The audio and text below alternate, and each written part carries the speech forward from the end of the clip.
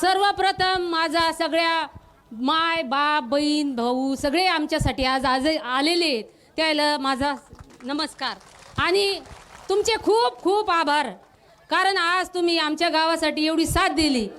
सर्वप्रथम तुम्ही समाजासाठी साठी आपण इथं जमलेलो आहे। मी आज गावाचं नाव घेणार नाही, जातीचंही नाव घेणार नाही, कारण आम्ही पहिल्यापासून जातीभेद हा शाळेपासून आम्हाला शिकवला जातो। वर्गाच्या पहिल्या वर्गापासून सर्व धर्म समभाव हे लहान मुलाला शिकवलं जातं आणि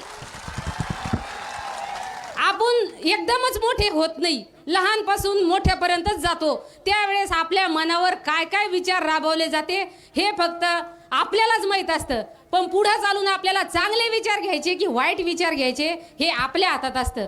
म्हणून आज इथं काही जणांनी वाईट विचार घेऊन हे वाईट सगळं पसरवण्याचा प्रयत्न केला, पण तरी सुद्धा आम्ही 2 दिवस शांत का राहिलो की आम्ही चुकलो म्हणून शांत नव्हतो। फक्त आम्हाला हे भांडण गावातच मिटवायचं होतं, कारण गावातलं भांडण गावातच माहीत राहतं। तुमच्या घरातलं भांडण घरात माहीत राहतं, शेजाऱ्याला माहीत नाही। तसं आज आमच्या गावातलं भांडण आम्हाला माहीत होतं, शेजाऱ्याला माहीत नव्हतं, ते बोलून काहीच फायदा नव्हता। पण या आमच्या शांततेचा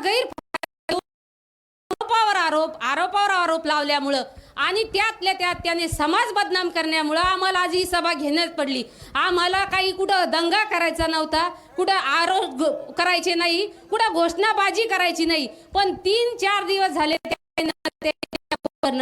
शिवीगाळ करणं हे आम्ही तरी सहन करायला तयार होतो, पण त्याने पूर्णच्या पूर्ण गावाची लिस्ट त्या यादीत टाकल्यामुळं आज आम्हाला कुठंतरी स्त्रियाला उभं राहावं लागलं, कारण आमचा एकही माणूस त्याने गावात ठेवला नव्हता।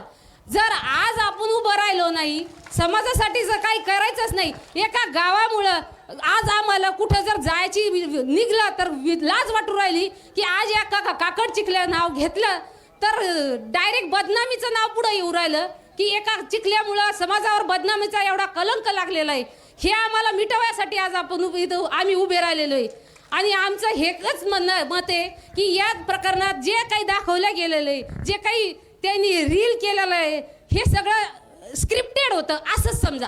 जे त्याने स्क्रिप्ट करून ठेवलं होतं, अगोदर प्लॅनिंग केली होती आणि आमच्या महिला आणि आमचे पुरुष या नव्हती, त्यांनी सगळं प्लॅनिंग करून ते तयार केलं वातावरण आणि त्यात फसवण्यात आलं।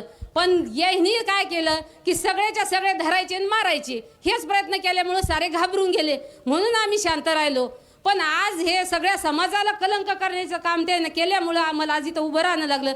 तुम्हाला एकच हात जोडून विनंती आहे की यात आमचं काहीच चुकी नाही आहे, हे सगळं प्लॅनिंग आहे, हे स्क्रिप्टेड आहे। हे तुम्ही जे व्हायरल केलं ते ना, हे सगळं चुकीचं व्हायरल केलं, पण आज आपला समाज इतका बदनाम झाला की आज आपल्या समाजाचं नाव कुठं घ्यायचे विचार आले तर लाज वाटायला लागली। आज आपलं मन आरशात पाहून नाही राहिलं तोंड की हे आपण काय करू राहिलो म्हणून। याच्यामुळे आज आपल्याला बोलायची इथं आलेली मी काही कुठं राजकारणातली नाही, मी एक सामान्य नागरिक आहे, एक महिला गृहिणी आहे, एक आई आहे आणि तुम्हाला सांगते मी माझ्या घरात माझ्या देवारात शिवाजी महाराज आहे, त्यांची पूजा मी करते रोज। माझ्या मुलाला माझं एक मत आहे की शिवाजी जन्मला तर शेजारच्या घरात नाही, स्वतःच्या घरात जन्मला पाहिजेत। ज्यावेळेस शिवाजीचे विचार आपल्या घरात आले त्यावेळेसच समाज निर्माण होत असतो, बदल स्वतःतून तयार करावा लागतो, दुसऱ्याकडून बदल करत होत नसतो। आज मी माझ्या मुलाला तेच शिकवण देते, एवढे बोलते आणि मी माझं संपवते। जय शिवराय, जय भवानी।